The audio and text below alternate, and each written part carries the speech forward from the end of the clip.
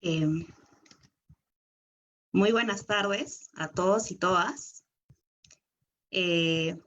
Muy buenas noches a todos y todas. Soy Johanna Mosqueira, actual directora de la Comisión de Publicaciones de la Asociación Civil Temis, la cual está encargada de la editorial jurídica Temis.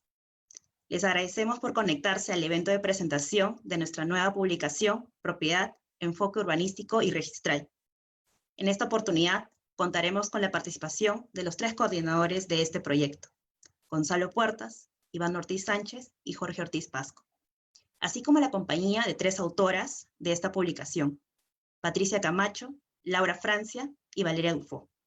Asimismo, nos alegra poder contar con la presencia del Dr. Webb, prologuista del libro. A continuación, Ariana Novoa, miembro de la editorial jurídica Temis, procederá a comentarles cómo funcionará la dinámica del conversatorio. Bienvenidos a todos y todas.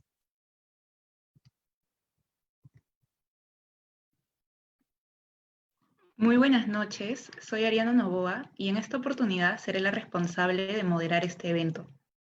Antes de iniciar, queremos informarles que para poder obtener la constancia de participación, deberán mantenerse conectados y conectadas durante todo el desarrollo del conversatorio. De la misma manera, al final del evento, se realizará el sorteo de un ejemplar de Propiedad, Enfoque Urbanístico y Registral, y un ejemplar de la segunda edición de El arte de dar fe, libro sobre derecho registral. Asimismo, queremos indicarles las reglas para la participación. La ronda de preguntas se llevará a cabo al finalizar cada ponencia y será de forma escrita. A lo largo del evento, ustedes pueden ir enviándonos sus consultas mediante la opción Preguntas y respuestas que se encuentra en la parte inferior de sus pantallas. Los y las participantes deberán interactuar sin faltar el respeto a los ponentes, a otros u otras participantes o a los organizadores. En ese sentido, quedan prohibidos los insultos, frases de connotación sexual, racista, sexista o cualquier expresión que constituya un acto de hostigamiento o discriminación a cualquiera de los presentes. En caso se incumpla alguna de estas reglas, procederemos a retirarlo o retirarla de la plataforma. Informado todo ello, iniciaremos con la ponencia del Dr. Richard Webb, quien ha realizado el prólogo del libro. Richard Webb es doctor en Economía por la Universidad de Harvard. Asimismo, ha sido el presidente del Banco Central de Reserva del Perú y presidente del Banco Latino. Además, ha sido consultor en organismos como el Banco Mundial, el Banco Interamericano de Desarrollo y la Agencia de los Estados Unidos para el Desarrollo Internacional. También, a lo largo de toda su trayectoria, se ha desempeñado como profesor en distintas universidades, tanto nacionales como extranjeras. Asimismo, es columnista en el diario El Comercio y actualmente es director del Instituto del Perú de la Universidad de San Martín de Porres. Estimado Dr. Webb, de nuevo muchas gracias por estar presente y lo escuchamos.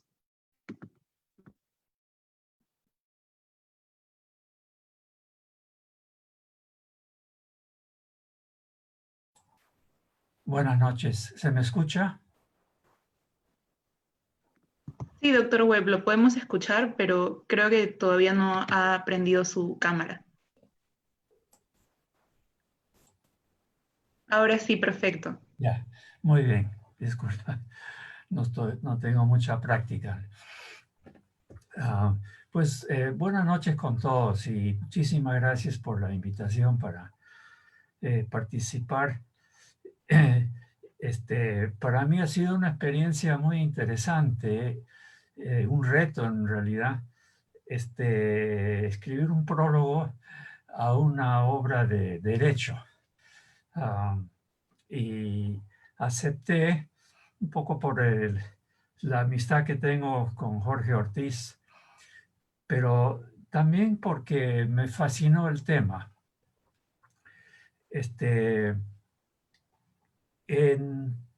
Para mi propio trabajo, que es la preocupación con el desarrollo económico,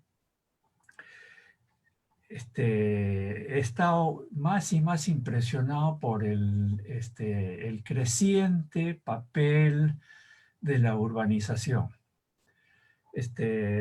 A tal punto que hoy día me doy cuenta que en realidad hemos pasado de lo que llamaría la ciudad tradicional a un nuevo tipo de ciudad, una ciudad que hoy día tiene un carácter y una función muy distinta a la que tenían las ciudades originales de hace miles de años.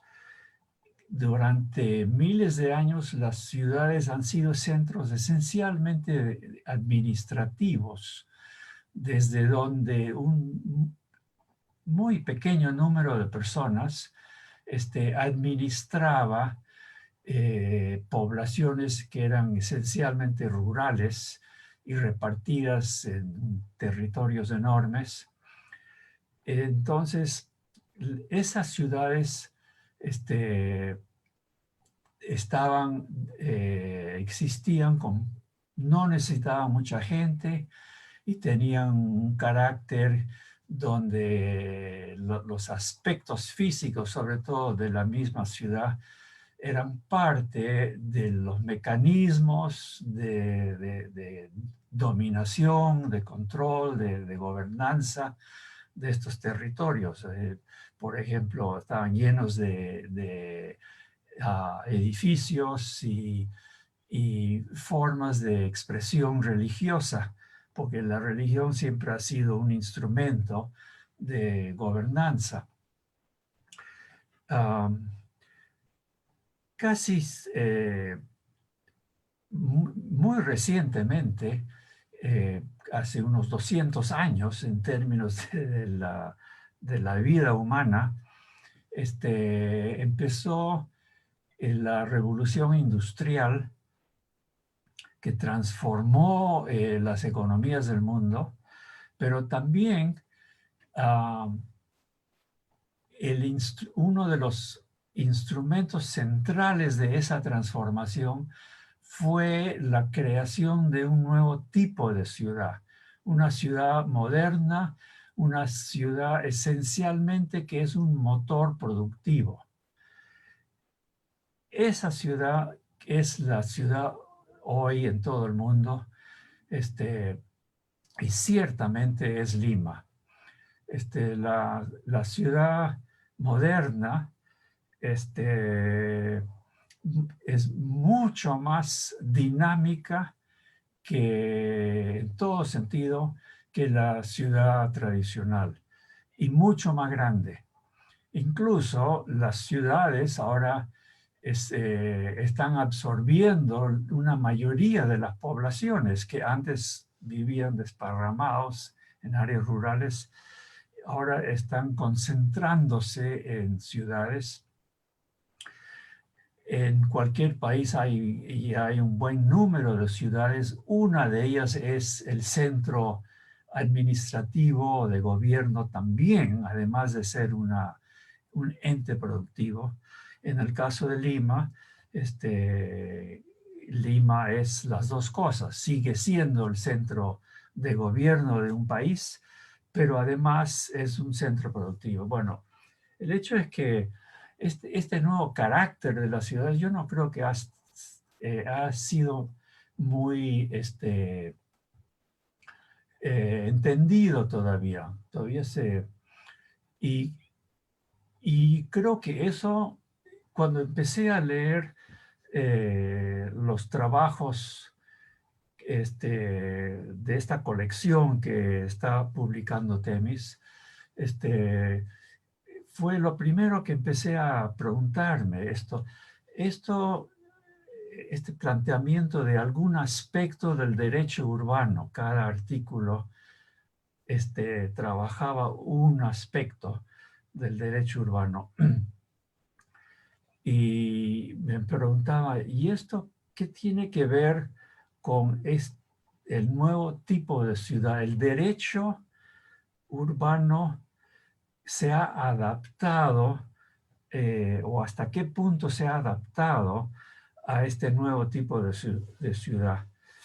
Entonces, yo creo que eso fue la reflexión básica que tuve mientras leía y trataba de escribir un prólogo para ese libro. Estaba dándole vuelta a esta pregunta y no llegaba a entender muy bien, más bien queda conmigo la pregunta.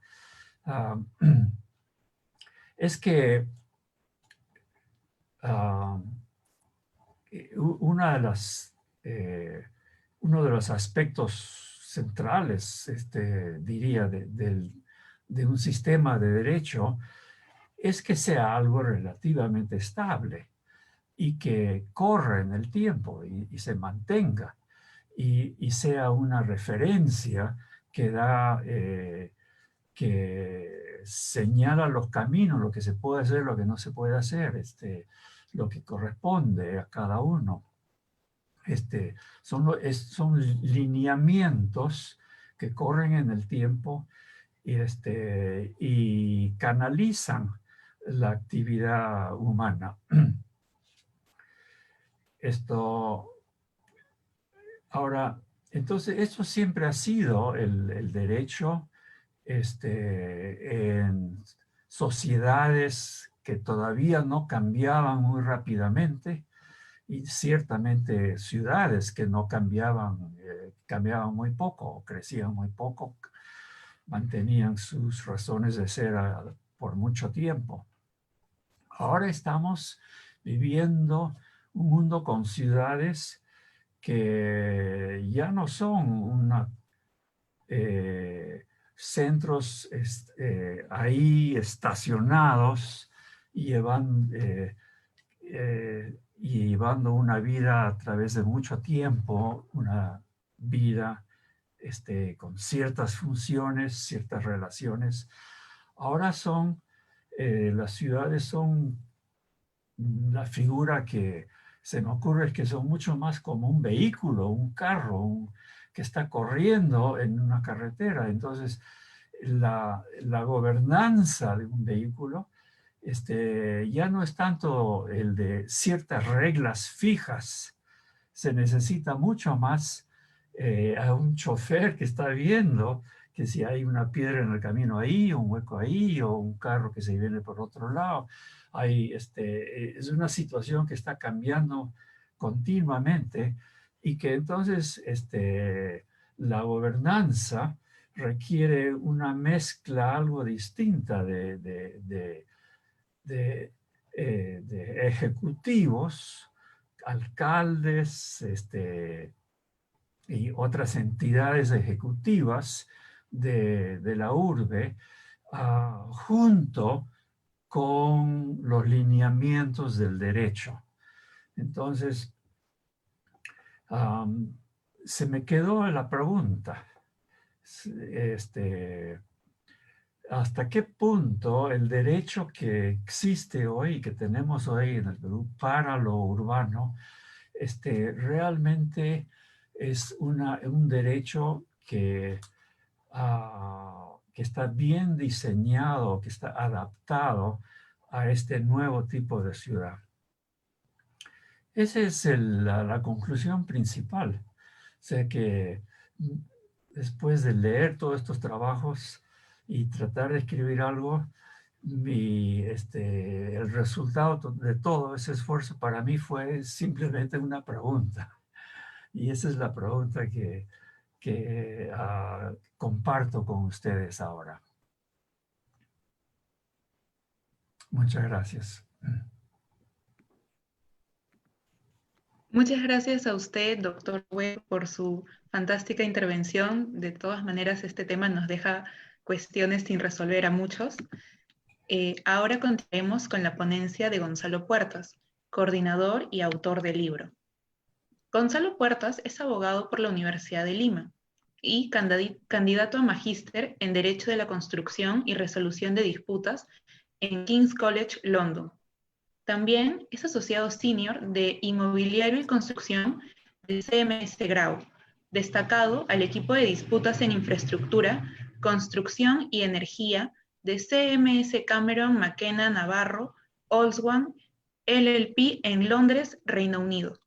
Estimado Gonzalo, cuenta con 10 minutos para su ponencia y le avisaré cuando queden 3 minutos para que pueda concluir sus ideas. Lo escuchamos. Gracias, Ariana. Buenas noches a todos.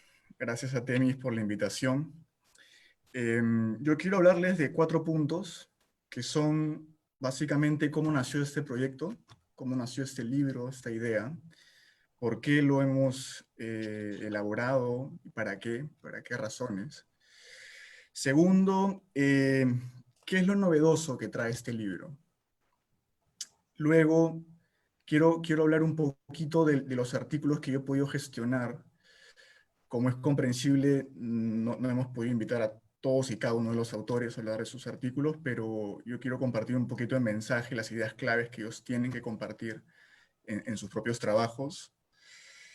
Y esos son los puntos de los que quiero hablar. Entonces, para empezar, ¿cuáles han sido las premisas del libro?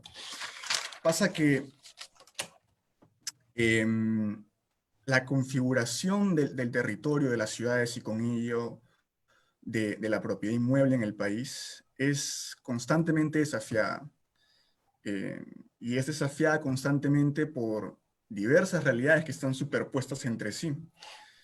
Y estas realidades a grandes rasgos pueden ser aquellas relacionadas en la interacción entre lo urbano con lo rural, entre la informalidad y el desarrollo,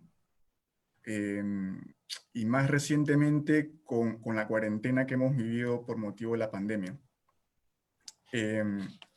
Entonces, ¿de quién es tarea de gestionar estas realidades, estos desafíos, perdón? Y evidentemente la respuesta es del legislador, de la legislación. Como ha mencionado el doctor Webb, efectivamente las ciudades han evolucionado y el derecho ha venido adaptándose a esta evolución.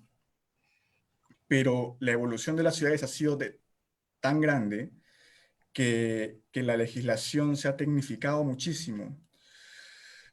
Entonces, además de la importancia de contar con una legislación adecuada, además debemos tener en cuenta quienes aplican e interpretan esta legislación, como son nosotros los ciudadanos, nuestras autoridades, los funcionarios públicos y las empresas también.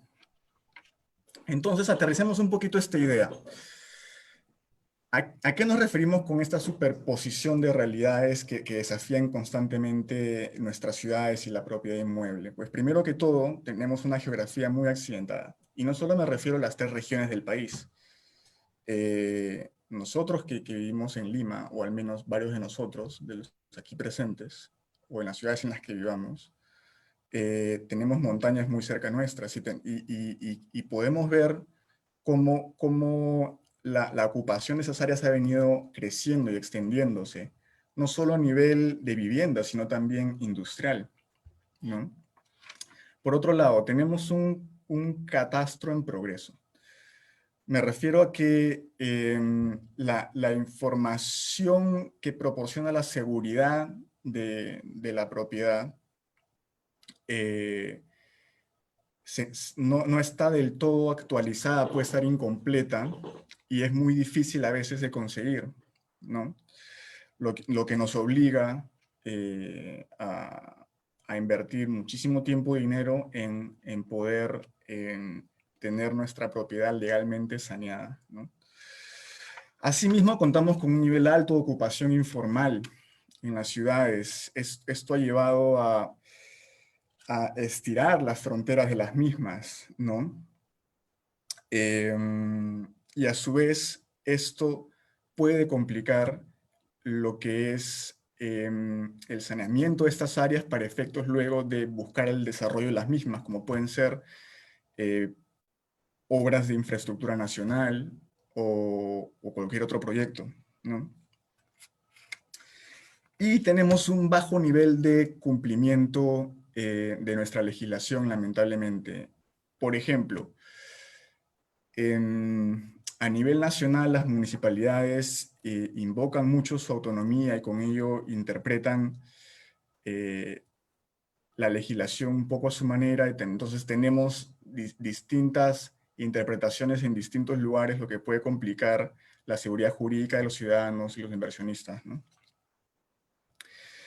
Y por último, creo que hay cada vez más, debido a este motor productivo al que se ha referido el doctor Webb de la ciudad moderna, creo que hay cada vez más una interacción entre lo urbano y lo rural. Y bastaría mencionar con proyectos como, por ejemplo, proyectos gasíferos, en los que tenemos redes de tuberías que cruzan no solamente ciudades, sino también áreas rurales, o proyectos energéticos, ¿no? Como líneas de transmisión eléctrica, con un resultado similar. Entonces, tenemos esta superposición de realidades, y lo que hemos querido hacer en este libro es un poco describirlas con mayor claridad, darlas a entender al público, y además sugerir soluciones a cómo gestionar estos desafíos, ¿no? ¿Cómo lo hemos querido hacer? Lo hemos querido hacer con un lenguaje claro. Como ha mencionado el doctor Webb, la legislación es cada vez más abundante, cada vez más técnica, y por tanto involucra cada vez más profesionales, no solamente abogados, sino también arquitectos, ingenieros, sociólogos, economistas. Creo que es hora de que hablemos para todos. Desde el derecho, yo creo que eso es posible, y este libro ha hecho los coordinadores, la editorial, hemos hecho un esfuerzo para que eso sea así. Entonces, eso es más o menos lo que es el proyecto y cómo lo hemos hecho.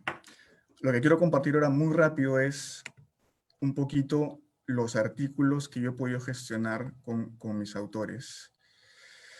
Entonces, básicamente, tenemos 5 artículos. El primero es el del doctor Jorge Reategui. Él ha escrito sobre la regularización de edificaciones, y él de manera muy didáctica ha explicado básicamente los 2 procedimientos para regular las edificaciones. Ha analizado qué discrepancias y vacíos hay en estos procedimientos, y ha sugerido oportunidades de mejora.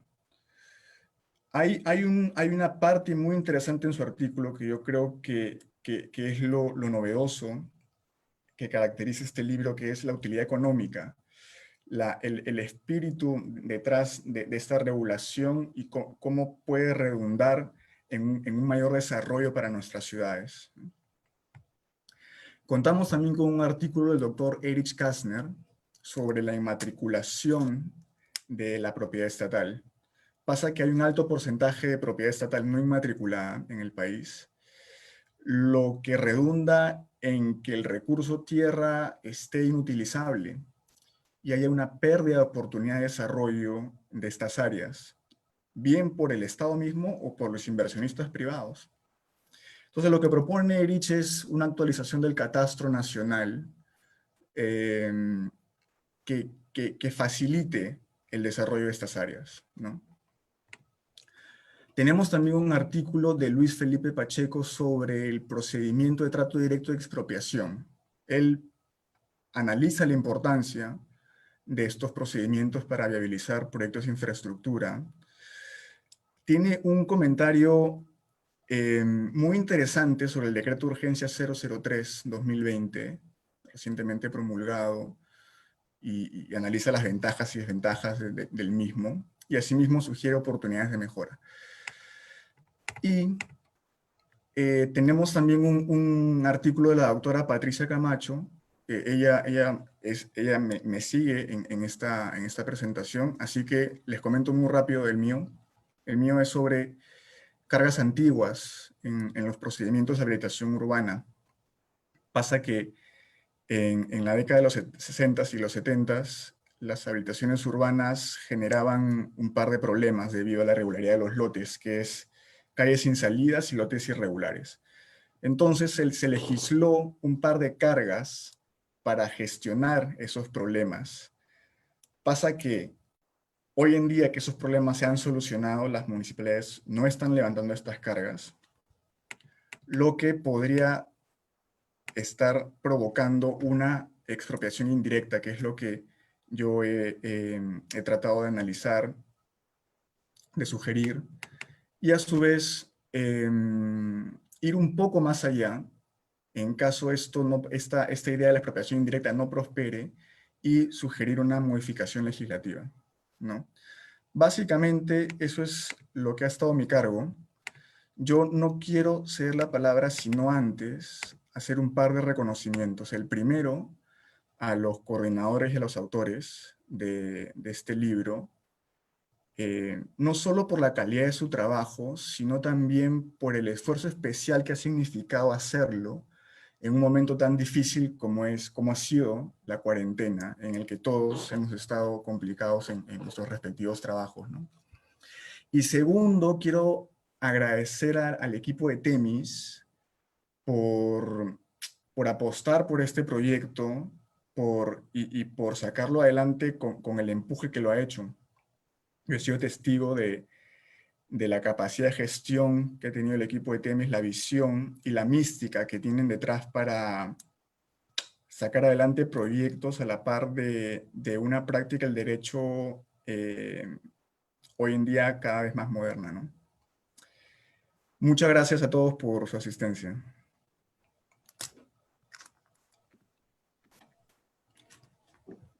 Muchas gracias a usted, Gonzalo, por sus agradecimientos y por su breve explicación sobre los artículos que le han tocado a su cargo.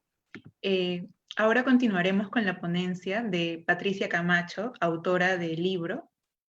Patricia Camacho es abogada por la Universidad Nacional Mayor de San Marcos y magíster en Derecho Público con especialización en Derecho Administrativo por la Universidad Complutense de Madrid.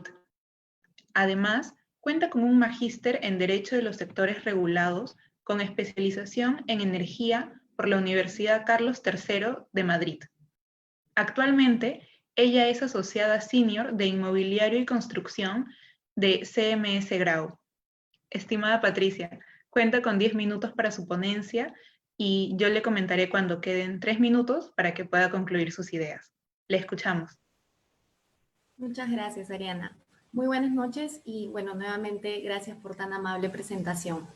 Quisiera empezar agradeciendo a la editorial jurídica Temis y a los coordinadores de este libro por haberme permitido participar en el libro Propiedad, Enfoque Urbanístico Registral, en el cual, como ya ha adelantado un poco Gonzalo, van a encontrar diversos artículos referidos al derecho urbanístico, habilitación urbana y suelos, procedimientos y registros y otros de enfoque interdisciplinario.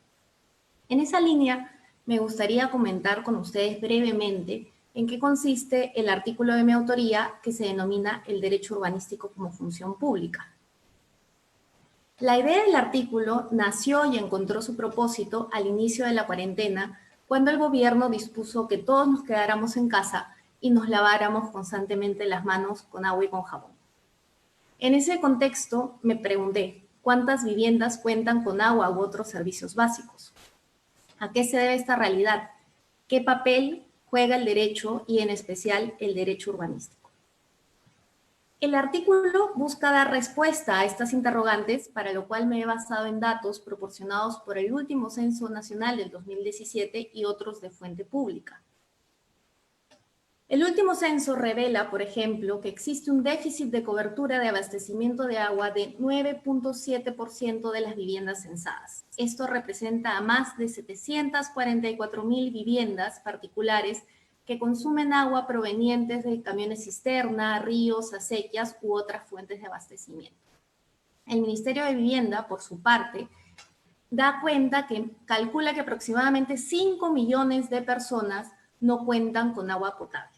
Otro dato revelador es que para el 2018 se afirmaba que 3 de 4 viviendas que se construyen en nuestro país son informales. Estas y otras cifras que encontrarán en el artículo revelan que hoy más que nunca que vivimos aún en un contexto de emergencia sanitaria, muchos hogares son viviendas informales que no cuentan con agua. Pero ¿quiénes debieron velar por verificar la seguridad de las edificaciones y que las mismas cuenten con servicios tan básicos como el agua? Para responder a ello, el artículo desarrolla el concepto de propiedad y el marco normativo aplicable a las edificaciones en el Perú. Además, aprovecho también en comentar cuáles fueron las novedades y modificaciones que trajo consigo el último reglamento de licencias de habilitación urbana y licencias de edificación, para luego proceder a determinar cuáles son las implicancias de considerar el urbanismo como función pública y si la razón de que no todas las viviendas cuenten con servicios básicos radica en una falta de regulación o la inoperancia del Estado para aplicar el marco normativo vigente. Solo a manera de resumen, les comento que desde la entrada en vigencia de la Ley 29090, Ley de Regulación de Habilitaciones Urbanas y Edificaciones, norma que entró en vigencia en septiembre del 2008, se dejó claramente establecido que para edificar se requiere tramitar previamente una licencia de edificación. Este permiso supone que el terreno donde se va a construir se realice o se ejecute sobre suelo urbano. ¿Y qué es el suelo urbano? Es aquel suelo resultado de un proceso de habilitación urbana. Y es el proceso de habilitación urbana precisamente el que va a garantizar que se hayan ejecutado todas las obras de accesibilidad, de distribución de agua y dotación de servicios básicos, agua, desagüe, energía y alumbrado público. Sin embargo, a más de una década de entrada en vigencia de dicha ley, se continúan edificando viviendas sin tener en cuenta lo previsto en ella. El derecho urbanístico supone entender en una forma distinta el alcance del concepto de propiedad inmobiliaria. De esa manera queda relegada la concepción individualista que se tuvo de la propiedad como el mayor de los derechos que tiene el propietario sobre un bien y que le permite usar y disfrutar de este en función a sus intereses sin tomar en cuenta su función social. Las prerrogativas del derecho de propiedad deben estar definidas en el plan de acondicionamiento territorial y en el plan de desarrollo urbano. Así, deberá ser la administración quien, amparándose en el interés público, decidirá el destino de los predios a fin de asegurar el crecimiento ordenado de las ciudades y la preservación del territorio. El ejercicio del derecho de propiedad debe realizarse respetando las normas urbanísticas.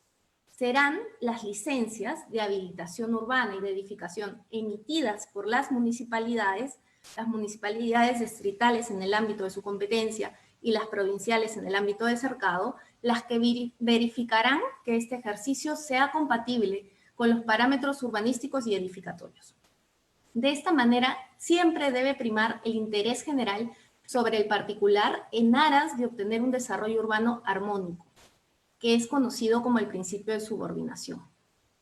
Pero el urbanismo no se agota en verificar el cumplimiento de las licencias, sino que va más allá. Su función principal es velar por el crecimiento ordenado y sostenible del territorio. Se debe resaltar que hablamos de territorio y no de ciudad, porque sería erróneo entender que el urbanismo se limita a la urbe o a las ciudades. En esta línea, el urbanismo es una perspectiva global e integradora de todo lo que se refiere a la relación entre el hombre y el territorio donde él se desenvuelve. El urbanismo trasciende el tema de la propiedad, con lo cual no solo, como ya he indicado, debe velar porque las edificaciones se realicen sobre suelo urbano y por ende cuenten con servicios básicos, sino que los gobiernos locales tienen la función de planificar el desarrollo integral de sus circunscripciones, esto es infraestructura, agua, energía, equipamiento urbano, educación, salud, recreación, parques, movilidad urbana, entre otros aspectos que son propios de la ciudad. En dicha línea, el artículo va a analizar si se cumple dicha función o para cumplir esa función se requiere aprobar una nueva regulación o simplemente aplicar el marco normativo vigente. Dicho esto, solo me queda invitar a cada una de las personas que nos acompañan en esta presentación a la lectura del libro, que espero resulte de su interés y que les permite tener un mejor entendimiento de lo que es la propiedad inmobiliaria. Muchas gracias por su atención.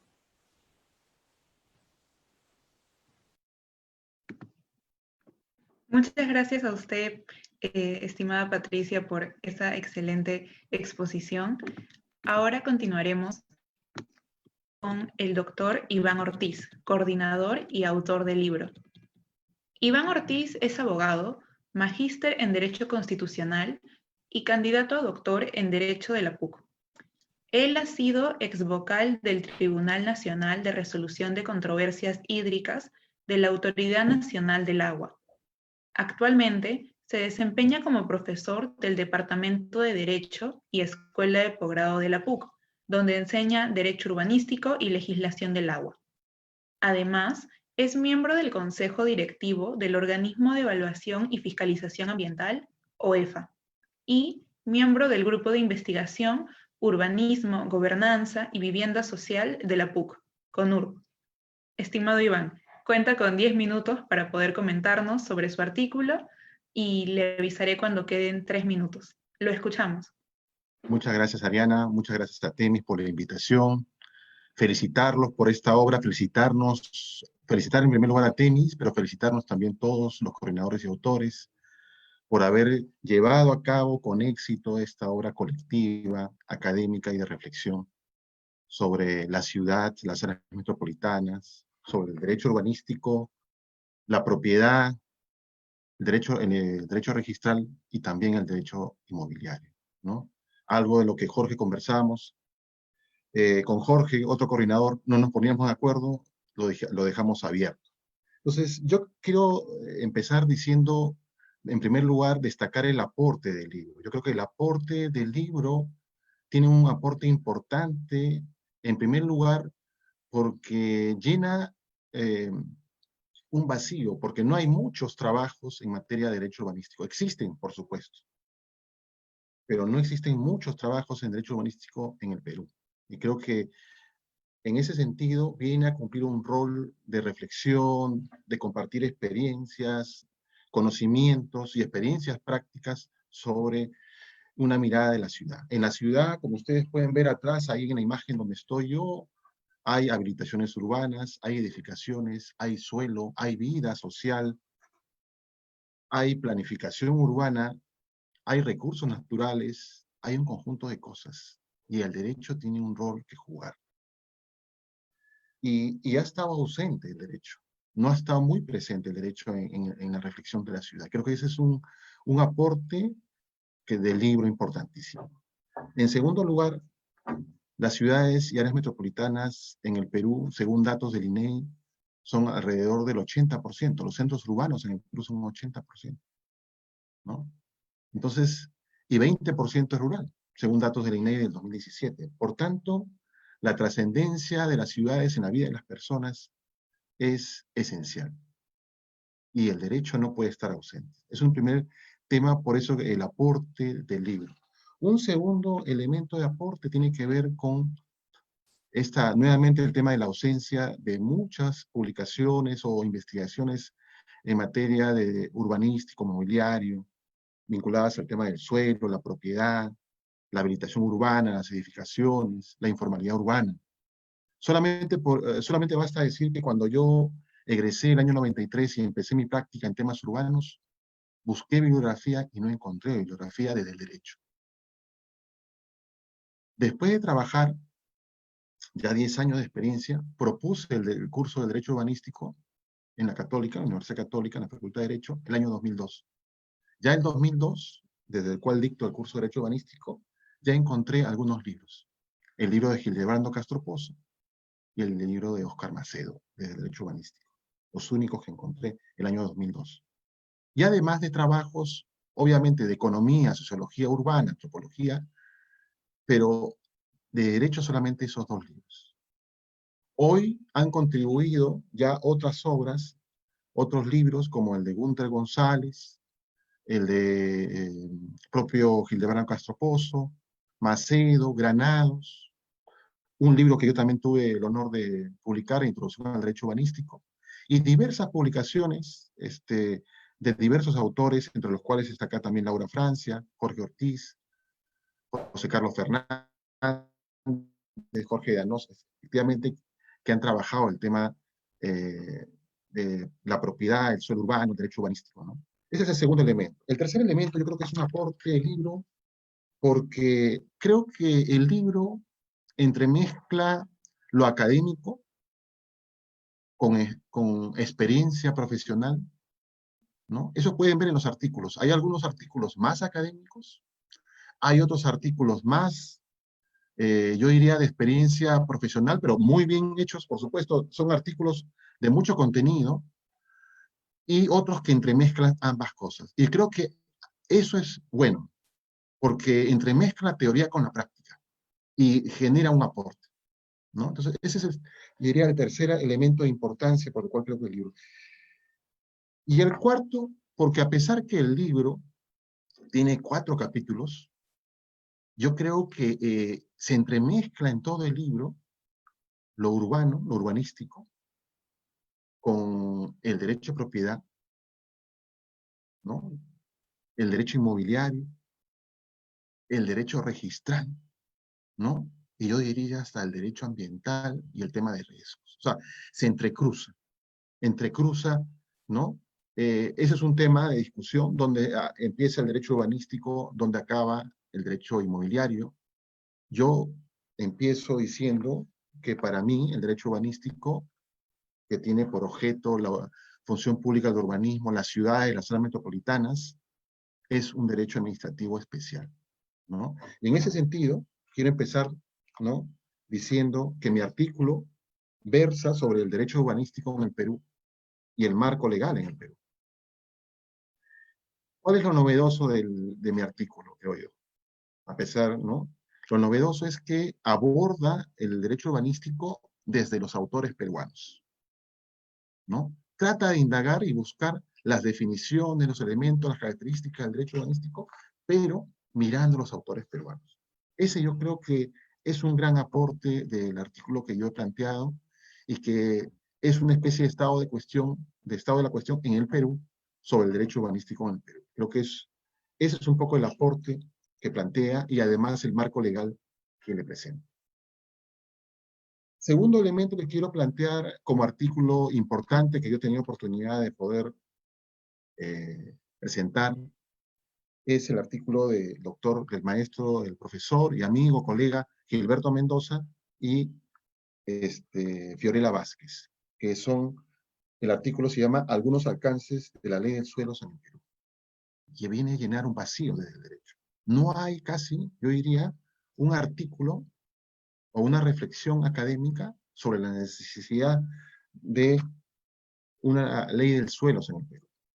Eso siempre se dice, pero elaborar un artículo académico, como lo han hecho con la maestría que caracteriza a Gilberto y a Fiorella Vázquez, me parece de necesaria lectura, ¿ya? Entonces ese es el segundo artículo que creo que me parece imprescindible. Además de los artículos, obviamente, que ya Gonzalo ha planteado.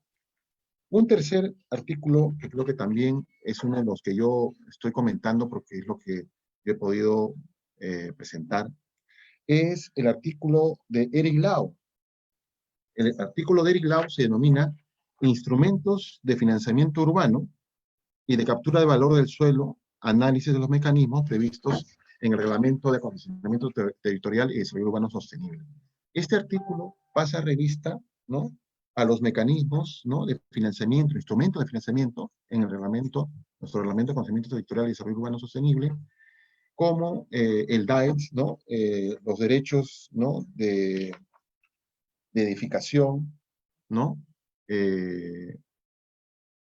como la bonificación en altura, la zonificación, y además presenta los ejemplos como se hacen en el Perú, están haciendo a través de ordenanzas metropolitanas o ordenanzas distritales, como en el caso de Miraflores o San Borja, ¿ya? Entonces me parece muy valioso el artículo de Eric Lau.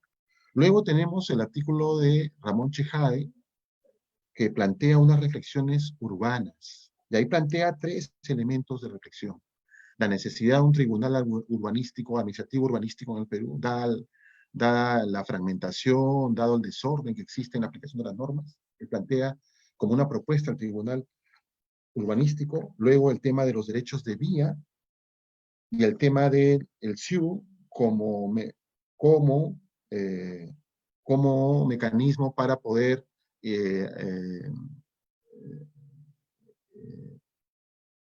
establecer las actividades urbanas compatibles con la zonificación. ¿Ya? Y él hace una crítica al respecto. Luego tenemos el artículo de Andrés de Boto sobre el tema de los estacionamientos en Lima Metropolitana y su relación con las políticas de transporte, ¿no? Y desarrollo urbano en Lima Metropolitana específicamente, para lo cual estudia casos en Lima Metropolitana. ¿Ya? Ese es el artículo de Andrés Boto, también bastante interesante. Y finalmente el artículo de Antonio Peña sobre ciudad, ciudadanía y gestión de riesgos de desastres, que plantea una reflexión de las ciudades a partir de la vulnerabilidad, gestión de riesgos de desastres, y menciona el último tema de lo que estamos viviendo, que es el tema del COVID, y cómo enfrentar esos retos. Esto es un poco en síntesis los artículos que he presentado. Además está Laura Francia, el artículo de Laura Francia, que ella lo va a presentar. Y quiero terminar rápidamente, porque el tiempo es tirano, con 3 reflexiones. Una, la necesidad de trabajar en forma interdisciplinaria. Las ciudades, las áreas metropolitanas, y ese abordaje, por eso el prólogo desde la economía de Richard Webb es sumamente valioso. Creo que hay necesidad de abordar desde lo interdisciplinario, la ciudad, las áreas metropolitanas, el crecimiento urbano, el desarrollo urbano, porque es un fenómeno social. No solamente al derecho le compete. Y desde el derecho no podemos encerrarnos en el derecho. Y en ese sentido, agradezco las reflexiones del Grupo CONUR de investigación con los cuales participo, a Lucho Rodríguez, a José Carlos Fernández, a Daniel, ¿no? A Eric y a Andrés, a todo el grupo. Es una primera reflexión que quiero decirles. Una segunda reflexión es que el libro en general aborda el tema del derecho urbanístico, lo inmobiliario, la propiedad, las ciudades, desde el punto de vista de las formalidades. Pero el 70% de viviendas están construidas sin licencia y más del 50% de las ciudades han crecido en forma informal. Por tanto, hay un reto enorme de trabajar desde el derecho la informalidad urbana. Un segundo reto que quiero plantearlo. Y el tercer reto, que lo ha planteado el profesor, el doctor Richard Webb, es cuál es el rol del derecho frente a la ciudad, ¿no? Esta ciudad dual, donde conviven ciudades conectadas con ciudades totalmente informales, y la ciudad global en el Perú. Ese es el tercer reto que no lo había previsto yo, pero creo que lo ha planteado en su pregunta el doctor. ¿Cómo responde el derecho a estas ciudades modernas, globales, duales? Esa es la pregunta que plantea el doctor. Yo tampoco tengo la respuesta. Creo que ese es un espacio, es un reto para construir, y quiero terminar agradeciendo a Temis, a los coordinadores, a los autores, por haberme convocado también para ser coordinador, y felicitarlos y felicitarnos todos por haber llevado con éxito esta obra académica. Muchas gracias. Muchas gracias a usted, Iván, por acompañarnos y comentarnos brevemente sobre los artículos que componen este libro que acabamos de sacar. Antes de proseguir con la siguiente panelista, les recuerdo que todas las consultas que deseen realizar para alguno de los ponentes lo pueden hacer por el Q&A, una herramienta que se encuentra en la parte inferior de sus pantallas. Ahora sí, continuamos con la ponencia de Laura Francia, autora del libro. Laura Francia es abogada por la PUC. Ella tiene un máster en Derecho por la Universidad George Washington, un máster en Project Management por la EAE Business School. También cuenta con un diplomado en Urbanismo, Medio Ambiente y Ordenación del Territorio por la Unión Iberoamericana de Municipalistas. También ella es miembro extraordinario de la Asociación Civil Temis, por lo cual nos alegra mucho que nos haya decidido acompañar. Actualmente es profesora en la PUC y asociada principal del área de Derecho Administrativo y Regulatorio, y pertenece al grupo de industria de Real Estate en el estudio Echecopar, asociado a Baker McKenzie International. Estimada Laura, cuenta con 10 minutos para exponer y revisaré cuando quede. La escuchamos. Gracias, Ariana. Gracias, Ariana, y buenas noches con todos. Muchas gracias por la invitación. Muchas gracias a todos los que nos están escuchando ahora. En realidad, antes de presentar mi ponencia, yo quería hacer referencia a lo que mencionaba Iván, ¿no? Dos puntos muy importantes respecto de este libro, ¿no? Y el primero es el enfoque multidisciplinario que se ha tratado de darle, ¿no? Yo siempre comento que en mi práctica del derecho urbanístico o inmobiliario, la satisfacción más grande que he tenido es el poder trabajar con otros profesionales y aprender de ellos, ¿no? Siempre he dicho, aquí tal vez los abogados lo que podemos hacer es muy poco, ¿no? Desde el punto de vista de regulación, ¿no? Pero trabajar con arquitectos, ingenieros, urbanistas, es totalmente necesario, ¿no? Y de ellos aprendemos muchísimo y siempre valoro, ¿no? El trato que tengo con ellos en general en todos los aspectos, ¿no? de la implementación, en general del desarrollo de esta práctica en lo que ha sido mi experiencia, ¿no? Lo segundo es la satisfacción de que este libro, creo que por primera vez, y ahí sí coincido con el resto de ponentes, ¿no? De que por primera vez esté abordando un componente principalmente público, ¿no? Yo recuerdo cuando entro a Temis en el 2005, acababa de lanzarse, ¿no? La Temis 48 dedicada a propiedad, ¿no? Y ahora recordando lo que fue esa edición, era una edición principalmente basada en los derechos reales o en general en lo que era el derecho, bueno, lo que es, ¿no? El derecho absoluto, perpetuo de la propiedad, pero todavía sin hacer mucho énfasis en la parte de limitaciones a la propiedad, ¿no? Por eso concuerdo con Iván cuando él señala que el derecho urbanístico en realidad es un derecho administrativo especial, o como le digo yo, una rama, ¿no? Del derecho administrativo, porque es aquí donde podemos ver, ¿no? Con mayor frecuencia y con mayor intensidad lo que son las limitaciones a la propiedad por parte de lo que es el poder de policía administrativa, ¿no? Y en general el artículo que yo les he presentado básicamente versa sobre esas limitaciones, ¿no? Sobre esas intervenciones del derecho administrativo en el derecho de propiedad, ¿no? Lo que en otras legislaciones se conoce como el jus edificandi, ¿no? Básicamente el artículo que yo les he presentado cuenta, ¿sí? Cuenta cómo en nuestro país Indecopi, a través de la Comisión de Eliminación de Barreras Burocráticas, ¿no? Ha ido dándole forma al derecho de propiedad o al derecho urbanístico, ¿no? A través de la regulación, ¿no? De lo que son las actuaciones, principalmente de las municipalidades, ¿no? En torno al derecho urbanístico, ¿no? Como todos sabemos, la Constitución y en general la Ley Orgánica de Municipalidades le da una serie de prerrogativas, ¿no? Tanto los gobiernos locales como regionales en el ejercicio del urbanismo. Como toda intervención, esta tiene que sujetarse a los límites de legalidad y razonabilidad o proporcionalidad, ¿no? Nosotros contamos con una entidad administrativa, que es el Indecopi, que, bueno, está facultada, ¿no? A poner orden, digamos, a establecer límites a lo que son estas intervenciones, ¿no? En función o en aplicación del poder de policía administrativa, y básicamente en eso consiste mi artículo, ¿no? En explicar cómo es que el Indecopi ha ido dando forma al derecho urbanístico, ¿no? desde este aspecto, y en citar los principales ejemplos, ¿no? Que han sido muchos y muy buenos, ¿no? En materia de urbanismo, ¿no? Tenemos desde lo que han sido, por ejemplo, los aportes reglamentarios en temas de habilitación urbana, ¿no? hasta terminar en todo lo que son licencias administrativas. Ariana, ¿me escuchan? Sí, lo podemos escuchar perfectamente. Sí, acá hubo como un corte, perfecto, de acuerdo. Sí, perfecto. Entonces, no, les contaba, ¿no? Entonces, básicamente el artículo que yo les he presentado, ¿no? Tiene que ver con esa, digamos, delimitación o ese rol del Indecopi al momento de darle forma a nuestro derecho urbanístico, ¿no? Nadie le ha quitado las competencias a las municipalidades, ¿no? Sí, es algo que siempre conversamos, y es, a ver, las municipalidades, desde el momento que tienen la facultad de ordenar el suelo, ¿no?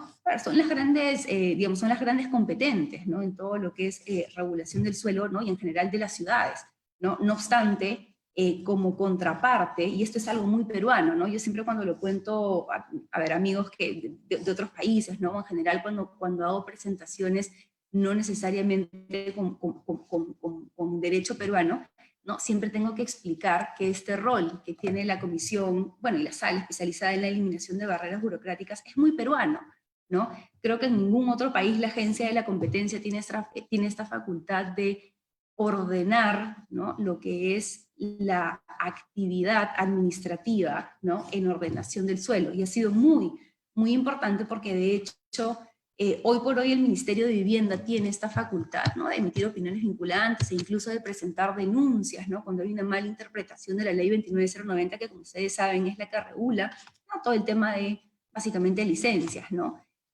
Pero el rol del Indecopi ha sido fundamental, creo yo, en los últimos años, ¿no? Y siempre lo vamos a contar en lo que es la formación del derecho urbanístico, ¿no?, en el país, a través no solamente de pronunciamientos, ¿no?, sino en general, ¿aló? Sí, sino en general, ¿no?, a través de lo que han sido las grandes inaplicaciones, ¿no? Probablemente los casos más notorios, ¿no?, en temas urbanísticos son los que ha podido, o los que han podido conocerse en el Indecopi, ¿no? Siempre cuento yo el tema de Central, por ejemplo, ¿no? Podremos tener, del restaurante Central, podremos tener opiniones encontradas al respecto, ¿no? Pero al final del día, ¿no?, se ve ahí, por ejemplo, como además de la regulación municipal, ¿no?, el Indecopi ha tenido y continuará teniendo facultades importantes, ¿no?, en lo que es la regulación del suelo. Entonces, básicamente el artículo que yo les he presentado, ¿no?, tiene que ver y presenta muchos de esos casos, ¿no?, en los cuales, además de la regulación municipal que pueda haber existido, ¿no?, el rol del Indecopi ha sido fundamental para darle forma,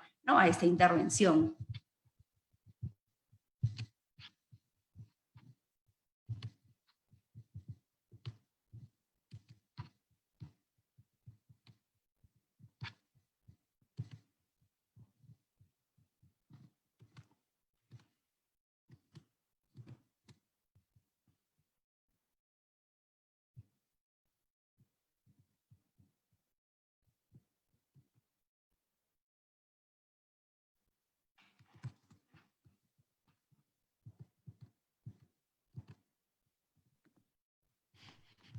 Estimada Laura, gracias por su explicación. No sé si todavía quería continuar, ¿le quedaba un minuto? Sí, eso es. Creo que al final se frizó, pero ¿llegaron a escuchar el final? Sí, creo que sí, no se preocupe, Perfecto. pudimos escucharla Ok. perfectamente. Muchas gracias por su participación. Gracias a ustedes. Ahora continuaremos con la ponencia de Jorge Ortiz, coordinador y autor del libro. Jorge Ortiz es abogado y magíster en Derecho de los Negocios por la Universidad de San Martín de Porres. Además, cuenta con un posgrado en Derecho Civil Patrimonial, Derecho de la Empresa y Derechos de Autor por la Universidad de Buenos Aires, así como un posgrado en Contratación en la Nueva Economía por la Universidad de Castilla-La Mancha. También ha sido coordinador del marco legal e institucional en el Organismo de Formalización de la Propiedad Informal, COFOPRI, e investigador principal en el Instituto del Perú de la USMP.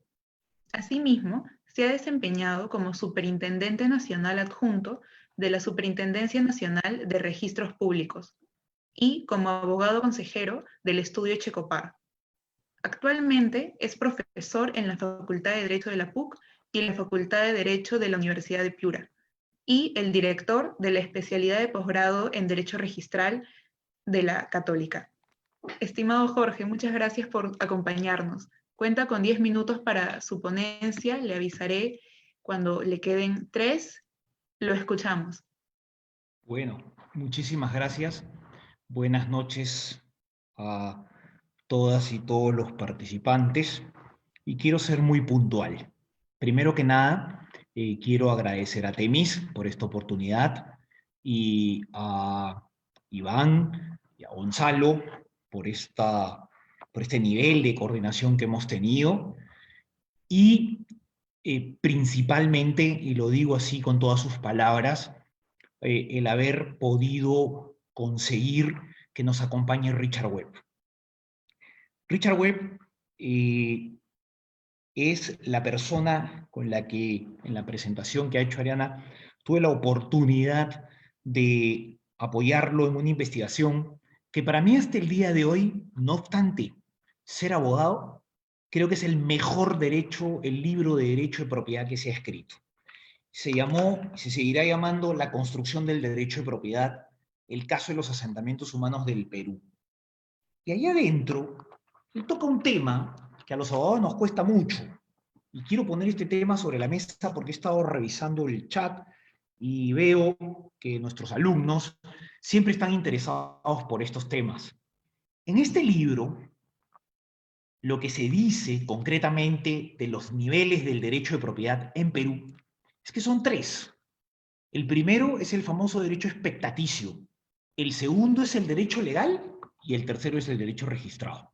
Me voy a centrar en el primero, en esa expectativa que existe de propiedad, porque en el fondo, el COVID no nos dejará mentir, el derecho de propiedad en el Perú se ejerce desde la tenencia y se ejerce desde una expectativa de dominio.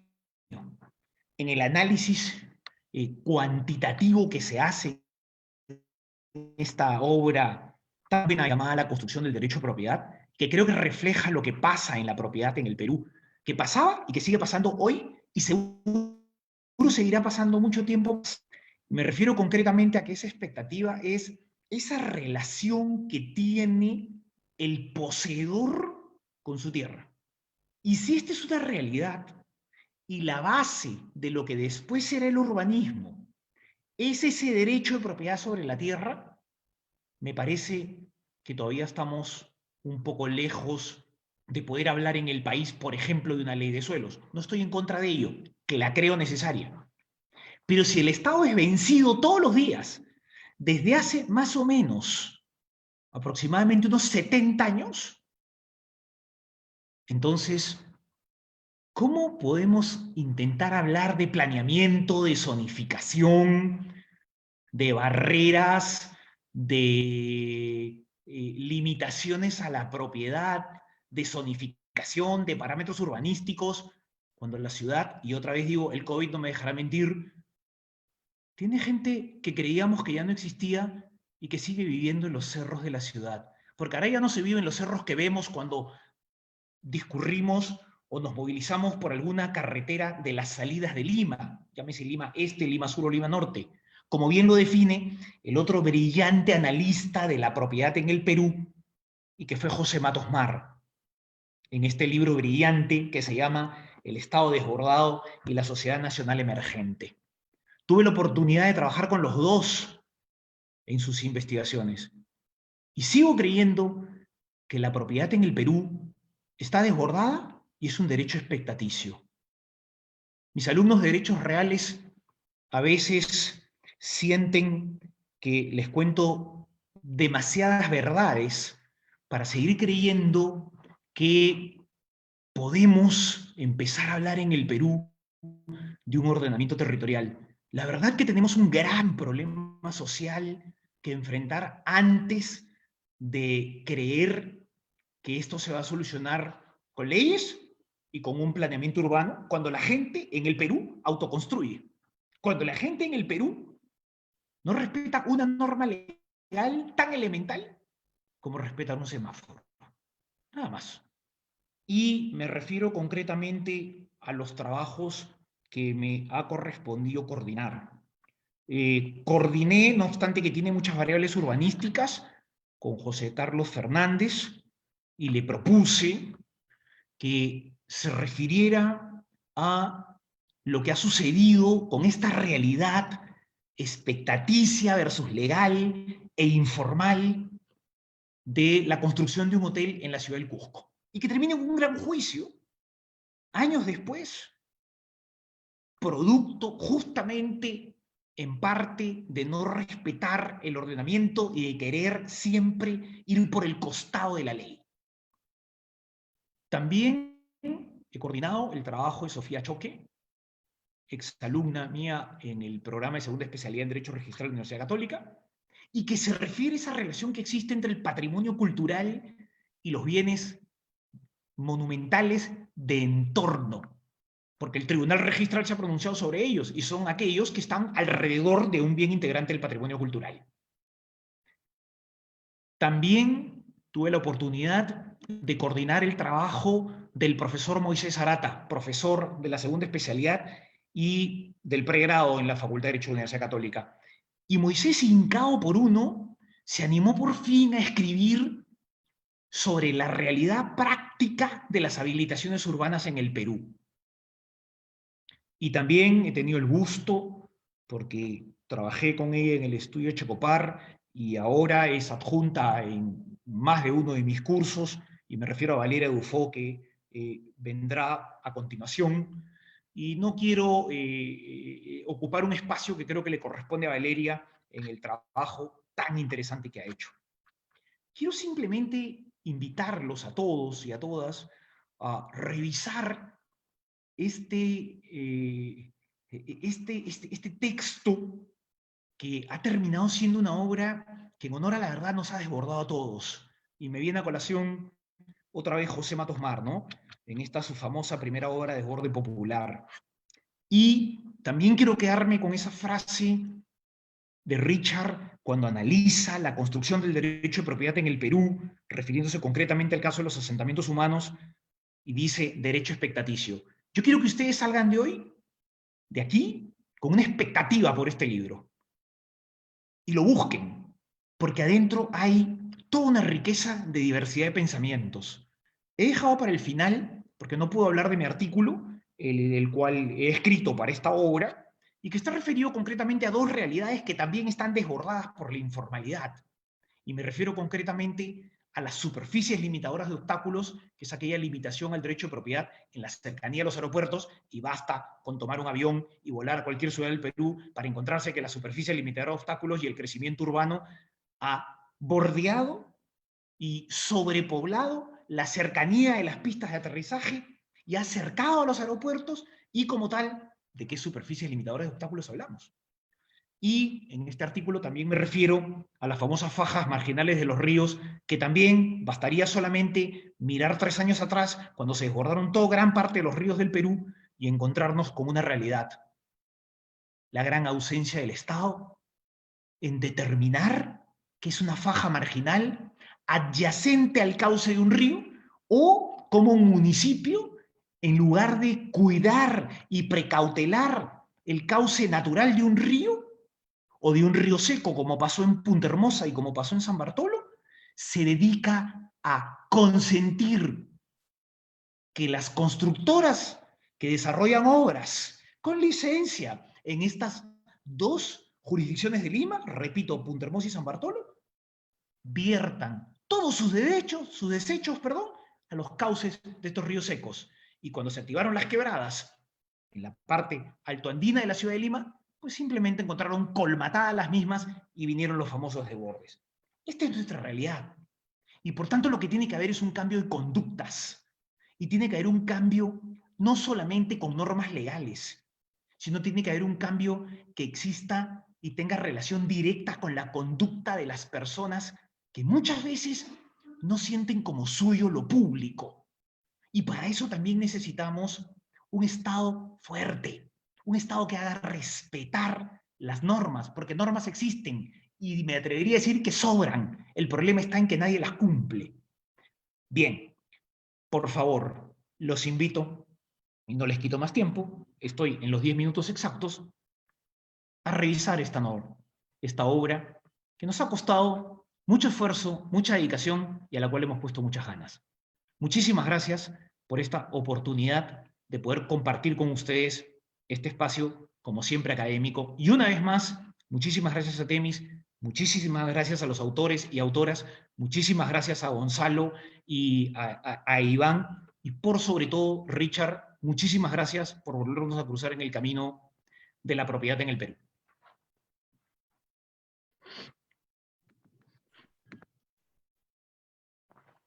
Muchísimas gracias, doctor Jorge Ortiz, por sus amables palabras sobre este libro que, como usted menciona, con mucho esfuerzo y compromiso hemos logrado publicar.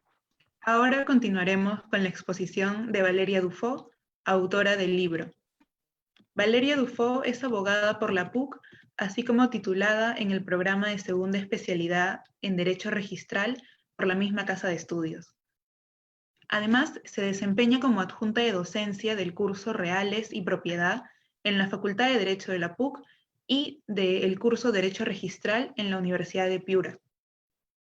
Ella ha sido asociada del estudio Checopar en el área de Real Estate y actualmente trabaja en la Dirección de Disponibilidad de Predios del Ministerio de Transportes y Comunicaciones. Estimada Valeria, cuenta con 10 minutos para exponer. Le avisaré cuando queden 3. Le escuchamos.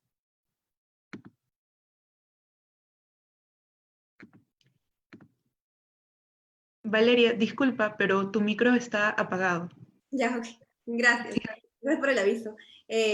Primero que todo, gracias Temis por la excelente gestión, ¿no? Y por la invitación y el esfuerzo conjunto que se realizó de su parte, ¿no? Juntamente con los demás autores para poder sacar adelante esta obra aún en medio de la compleja situación, ¿no? Habiendo dicho eso, les comparto un poco el artículo, ¿no? Que es de mi autoría, que se titula Predios y proyectos de infraestructura, una revisión normativa de los mecanismos para la obtención de predios para los proyectos de infraestructura pública. Básicamente, este artículo se enmarca en algo que se me ha quedado, ¿no? Lo que dijo el doctor Webb respecto a que el derecho se ha adecuado a la nueva ciudad, ¿no? Y así como el derecho ha cambiado, ¿no? También ha tenido que evolucionar para generar una normativa que obligue a la ciudad a cambiar, ¿no es así? Y con esto me refiero a los planes, y eso es un punto importante que se toca en este artículo, los planes para la competitividad y para el desarrollo de la infraestructura. El derecho ha cambiado, y ha cambiado para caer en cuenta de la necesidad de desarrollar infraestructura. ¿Por qué? Porque la infraestructura es una variable importante, tanto a nivel interno, porque significa desarrollo para los países, ¿no? La dotación de servicios para los países, y también a nivel externo, porque es una variable de competitividad, ¿no?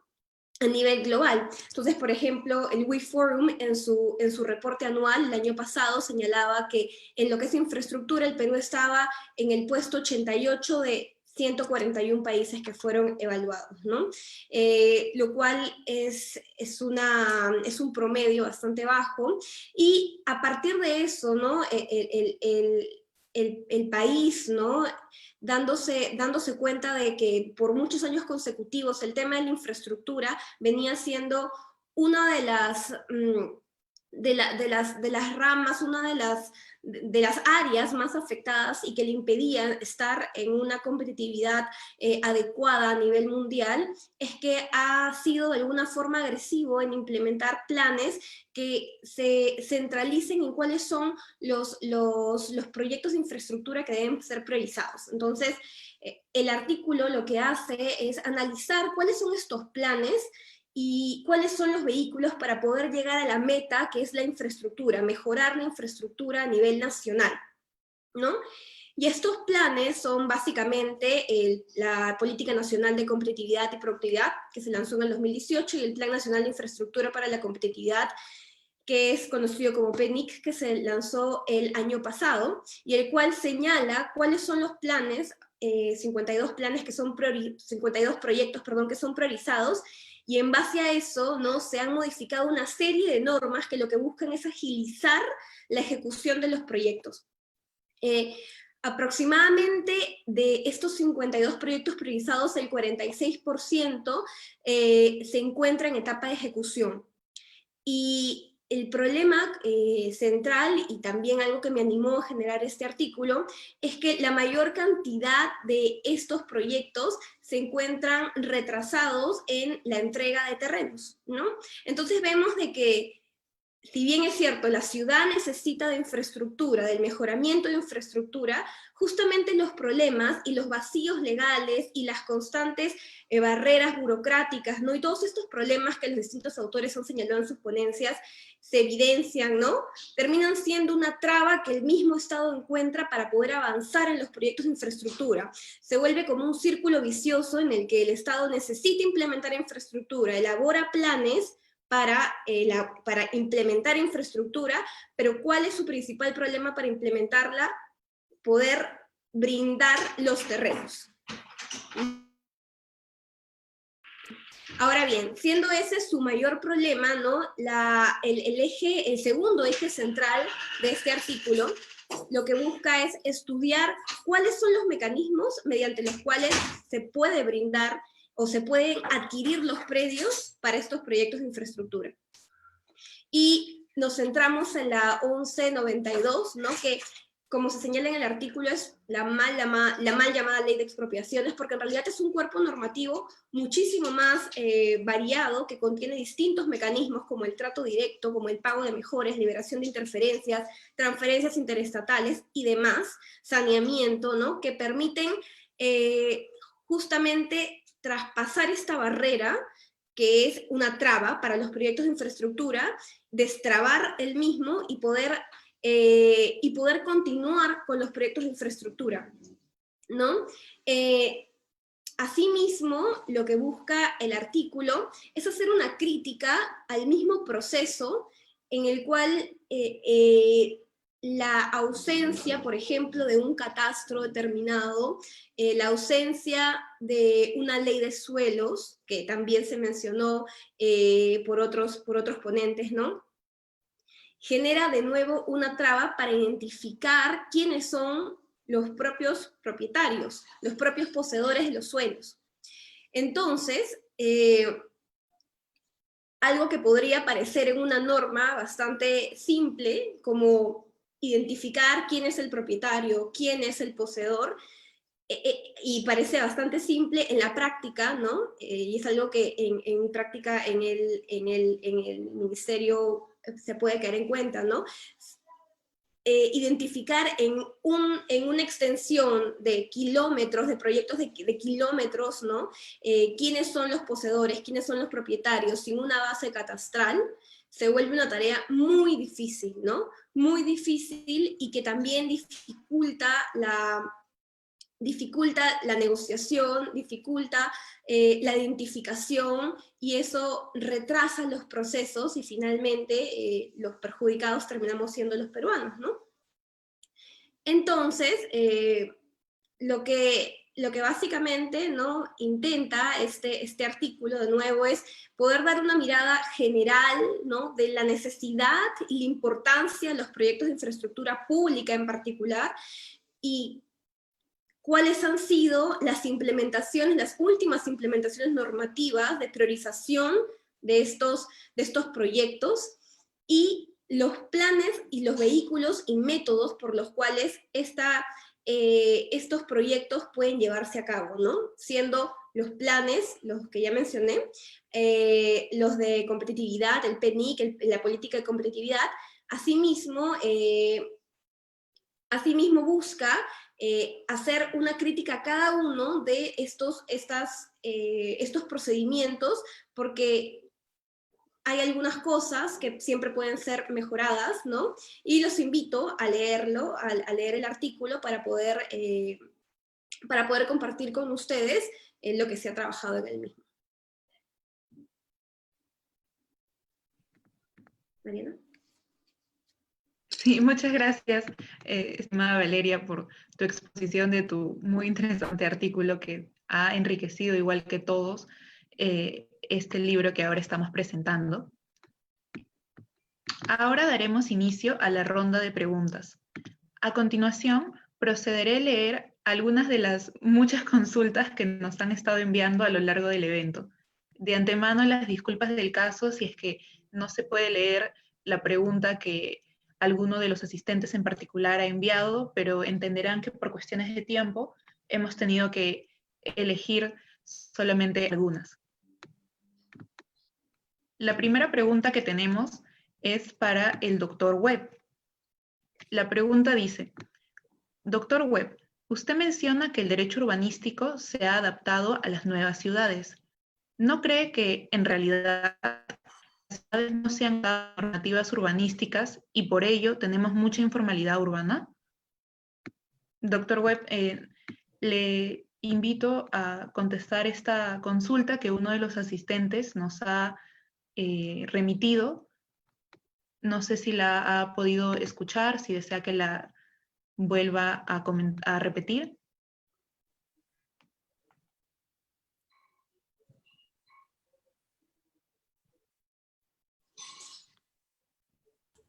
¿Se me escucha ahora?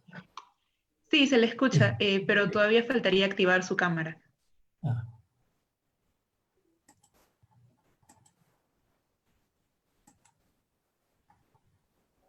Ahí estamos. Sí, estamos muy bien. ¿Desea que vuelva a repetir la pregunta? Y por favor. Claro. Uno de los asistentes ha dicho lo siguiente. Doctor Webb, usted menciona que el derecho urbanístico ha adaptado a las nuevas ciudades. ¿No cree que, en realidad, las ciudades no se han adaptado a las normativas urbanísticas y por ello tenemos mucha informalidad urbana? Bueno, sí, exactamente. Estoy totalmente de acuerdo. La velocidad de cambio de las ciudades ha rebasado totalmente digamos, la práctica legislativa y de aplicación de derecho, que son tan lentos y cambiantes también, que simplemente se quedan retrasadísimos en relación a lo que está sucediendo en el terreno.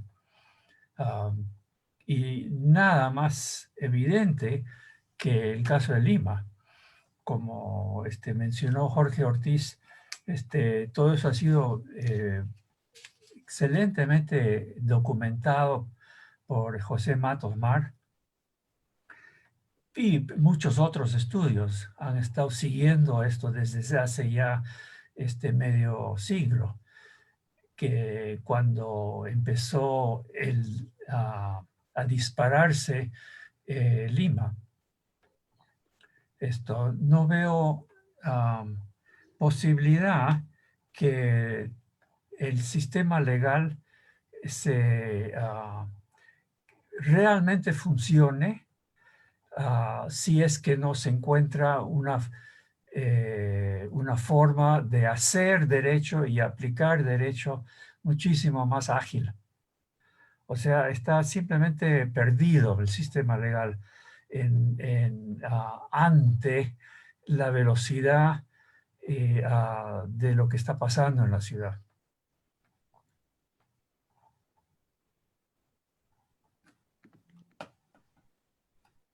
Muchas gracias por contestar, doctor Webb. Nos deja las cosas mucho más claras. De nuevo, muchas gracias por su participación. Ahora continuaremos con otra de las preguntas que nos han realizado los asistentes. Esta es para Gonzalo Puertas. Dice, basado en su artículo, ¿por qué considera que las cargas para la habilitación urbana se han vuelto obsoletas? ¿Hay algunas alternativas a estas? Hola. A ver, de repente es mejor que comparta mi pantalla para que podamos ver todos una imagen que nos va a ser bastante más didáctica todavía. Tomemos como ejemplo una de las cargas que se establecían en los procedimientos de habilitación urbana, la plazoleta de volteo. La plazoleta de volteo es una carga que se establece en un lote al final de una calle sin salida, como podemos ver acá. ¿Sí? Esto es producto de la irregularidad de los fundos donde se urbanizaba, allá por los años 60 y 70.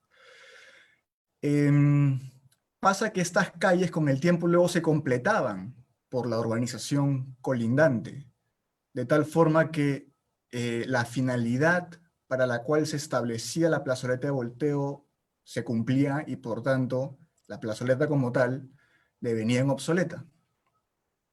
Lamentablemente, y bueno, entonces respondiendo a la pregunta, esa es la razón por la que devienen en obsoletas. Ahora, pasa que las municipalidades no están levantando estas cargas a pesar de que su finalidad ya se cumplió. Y esto se debe por un par de cosas. La primera es por una falta de entendimiento de lo que es este tipo de carga lo cual es parcialmente comprensible porque son figuras rebuscadas y significa, como menciona en el artículo, significa un ejercicio de arqueología jurídica para los funcionarios públicos. Estas cargas casi ya no se utilizan a la fecha, porque los fondos donde se urbaniza ya no son irregulares. La gran mayoría, las independizaciones y las subdivisiones han permitido que los lotes ahora sean más regulares. Entonces ya no se usan. Poca gente conoce de ellos, no se entienden. Pero cuando después el propietario se acerca a la municipalidad y le explica de manera muy didáctica en varias instancias de qué trata y cómo se pueden levantar, la municipalidad parece entender o no entender completamente, pero la discusión cambia y la discusión pasa a un nivel en el que las municipalidades entienden estas cargas como aportes a la ciudad, lo cual es, bajo mi punto de vista, incorrecto. Los aportes son conceptos distintos. Y eso es lo que les puedo responder a la persona que hizo esta pregunta. Espero haya absuelto su duda. Si no, encantado de conversarlo más a fondo, o puede leer el artículo.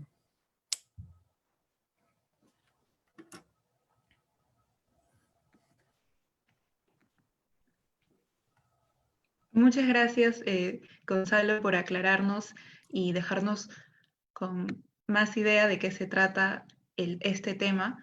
De todas maneras, en el libro lo pueden encontrar mucho mejor desarrollado y explicado.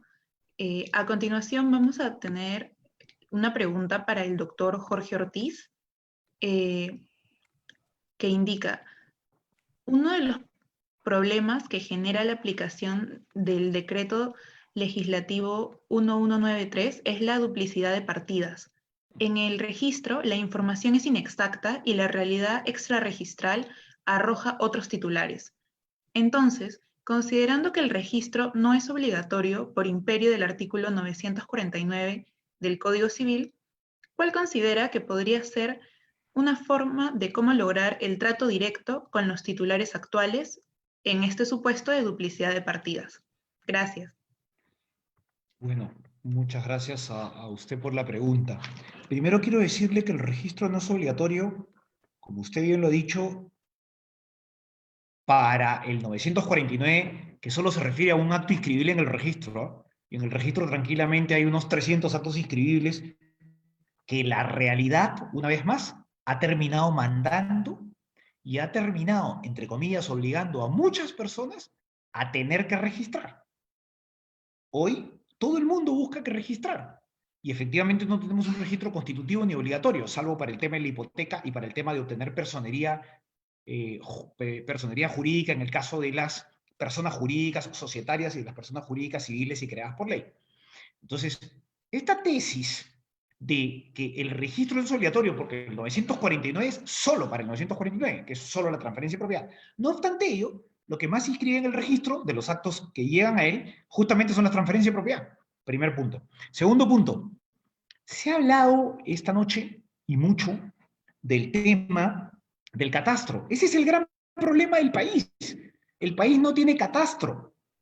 El Perú no está catastrado. La tierra en el Perú no tiene un catastro de soporte de lo que son derechos sobre la tierra.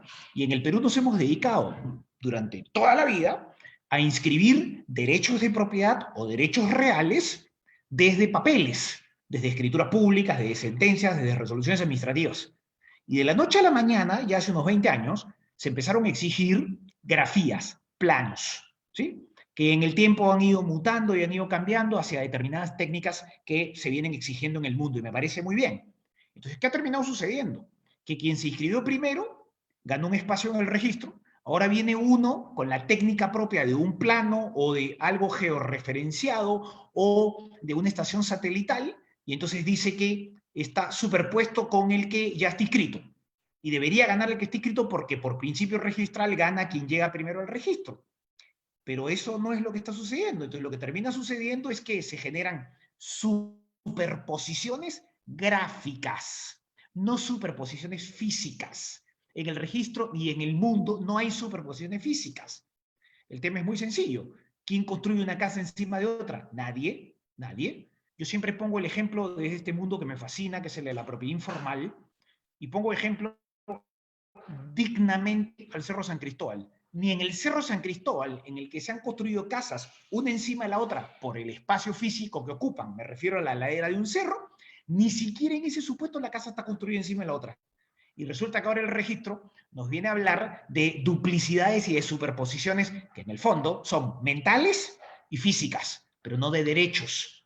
Entonces, todo esto se da por una sola razón. Seguimos hablando del catastro. Hace poco se ha dictado un decreto legislativo, el 1365, si no me equivoco, que regula la existencia a partir de ahora en adelante a cargo del sector vivienda de un catastro urbano nacional. ¿Correcto? Bien, ya pasaron 2 años. Así de fácil. Ya pasaron 2 años. La única experiencia de catastro exitosa en el Perú y que el nivel de conflictividad, después de haber saneado primero la tierra y después otorgado derechos, es decir, el principio al revés. Ese principio en el que se le permitió a ingenieros y arquitectos medir la tierra, ubicar la tierra, zonificar la tierra, determinar la tierra y después recién otorgar el derecho, ese principio es y se refleja en lo que fue COFOPRI en sus inicios. COFOPRI se tuvo que reinventar y felizmente las personas que dirigieron COFOPRI en ese momento tenían la capacidad suficiente para decir, aquí no pueden opinar los abogados, aquí lo que hay que hacer es reinventar el proceso y primero sanear la tierra y después otorgar los derechos. Eso está en todas y cada una de las normas de creación y vigentes hasta el día de hoy de COFOPRI, Decreto Legislativo 803 y el reglamento, que es el Decreto Supremo 1399 MTC, y todas las normas que se han dictado después. Pero al fin y al cabo, el concepto pasa porque el día en el que en el Perú saneemos y determinemos primero lo que significa la tierra y tengamos un levantamiento catastral de esa tierra, recién después podremos hablar de derechos sobre ella. Pero ¿qué sucede en el mundo real? Es al revés. Yo primero hago la escritura pública y después me preocupo si estaba inscrita o no estaba inscrita, si estaba superpuesta o no estaba superpuesta. Es exactamente al revés el acceso a la propiedad. Y lamentablemente en el Perú, primero inscribimos derechos y después saneamos lo físico. Otra vez, el proyecto exitoso que hizo las cosas al revés, pero para bien, se llamó COFOPRI en sus inicios.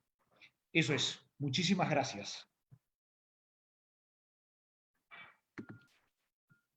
Muchas gracias, doctor Jorge Ortiz, por responder esta consulta de uno de nuestros asistentes. Nos deja las cosas un poco más estables y también importante escuchar su comentario respecto a un tema tan crítico en nuestro país. Por último, vamos a realizar una de las preguntas que nos han enviado por Facebook, que es para el doctor Iván Ortiz, que menciona lo siguiente. Sobre sus reflexiones finales desde el derecho, ¿cómo usted cree que se puede analizar la informalidad urbana? Doctor Iván Ortiz.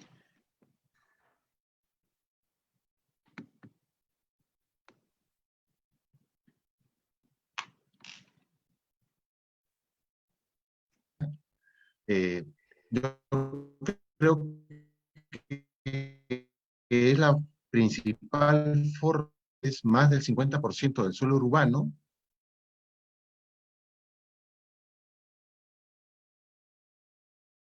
es urbano formalizado. Las licencias de edificación, según datos oficiales, las licencias de edificación ya suelo en propiedad, son 70% de las edificaciones de vivienda, no, tampoco carecen de formalidad. Entonces hay una enorme brecha, un enorme divorcio entre el derecho que regula la forma de acceder a la propiedad del suelo urbano, a la habilitación urbana y también a la edificación. Todo el proceso urbano formal que debe ser, que es el tema de planificar cómo deben crecer las ciudades, el derecho de propiedad, la zonificación, la habilitación urbana y la edificación. Hay una enorme brecha entre eso y la realidad, ¿no? La realidad urbana formal, la realidad urbana es informal, ¿no? Y eso, como bien lo ha dicho Jorge, ¿no? viene descubierta desde el desborde popular de Matos Mar de hace 50 años. Entonces, creo que el gran desafío, y eso intentó la ley 13517, es ¿qué hacemos para revertir la informalidad? O la alternativa es dejarlo, continuar de que sigan invadiendo, sigan vulnerando las formalidades y viviendo en zonas vulnerables, en riesgo, junto a los ríos, junto a las quebradas. ¿Tenemos que seguir? Yo creo que no. Creo que hay que ver, pero también hay que hacer conscientes de que hay una enorme pobreza en el Perú, hay una enorme desigualdad, porque la informalidad, yo creo que es consecuencia, en mi opinión, la informalidad del acceso a la vivienda, de los asentamientos humanos, es una consecuencia de la desigualdad. Entonces, ¿cuál es el rol del Estado frente a la vivienda de estos sectores? Y yo creo que el Estado ha intentado hacer, creo yo, algunas políticas. La 13517 planteaba urbanizaciones populares de interés social hace ya 70 años, el año 13517, pero no ha habido otras. Barrantes también intentó en temas de Huaycán y otras experiencias, pero no hay una política de vivienda social orientada a los sectores más pobres. Y hay un tema también de catastro y registro, que lo que ha mencionado muy bien claramente Jorge y Valeria. Hay un tema de catastro y registro que hay que resolverlo. O sea, el sistema como está permite traficantes de tierras. Y eso también tiene que ser resuelto. Bueno, eso es un poco las reflexiones que he podido decir. Podemos hablar acá más tiempo, pero muchas gracias por la pregunta y son las reflexiones que me caben, ¿no? Gracias a usted, Iván, por sus comentarios y reflexiones de este tema tan vigente. Con todo eso, el conversatorio ha llegado a su fin. Desde la editorial jurídica Temis agradecemos a los ponentes por habernos acompañado, así como a los más de 120 asistentes que hemos tenido durante todo el evento. A continuación, realizaremos el sorteo de los libros. Uno de los miembros de la editorial, Carla Soria, se va a encargar de realizar este sorteo y el procedimiento lo va a explicar a continuación. Carla, tienes la palabra. Buenas tardes a todos. Ari, ¿me puedes dar la opción de compartir pantalla, por favor? Claro, en un momento. Ya, hemos puesto los nombres de todos los participantes, de todos los 130 participantes, y ahorita vamos a pasar con el sorteo. Carla, creo que ya tienes habilitada la opción. Les recordamos a todos y a todas que el primer premio es un ejemplar del libro Propiedad, Enfoque Urbanístico y Registral, y el segundo lugar es un ejemplar del libro El Arte de Dar Fe. Carla, Sí. Por favor, continúa con el sorteo. Sí, el primer premio es para Claudette Flora. ¿Se encuentra presente? Por favor, si puede levantar su mano, porque si no pasaremos a otro sorteo. Para todos los asistentes, la opción de levantar la mano se encuentra al costado de su nombre.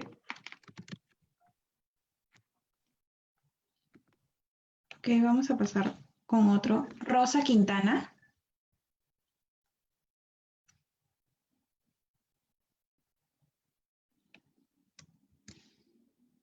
Sí, Ari, me parece que está presente. Sí, está presente. Sí, está presente Rosa Quintana. Felicitaciones. Felicitaciones. Le agradeceremos se ponga en contacto con nosotros enviando un correo a publicatemis@gmail.com. Mediante esta vía podremos coordinar la entrega de sus libros. Sí, ahora pasaremos para el segundo lugar.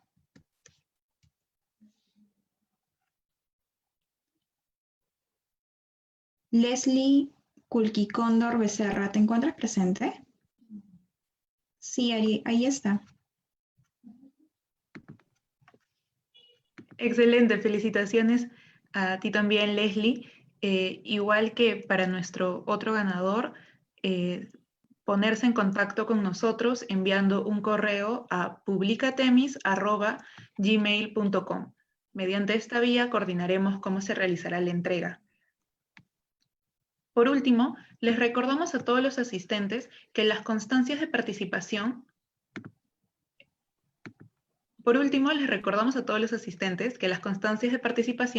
serán enviadas dentro de los próximos 7 días a sus respectivos correos. Asimismo, si desean adquirir un ejemplar del libro Propiedad, Enfoque Urbanístico y Registral, pueden contactarnos a través de nuestro correo publicatemis@gmail.com, que se encuentra también en el chat. De nuevo, muchísimas gracias a todos y todas por su presencia y buenas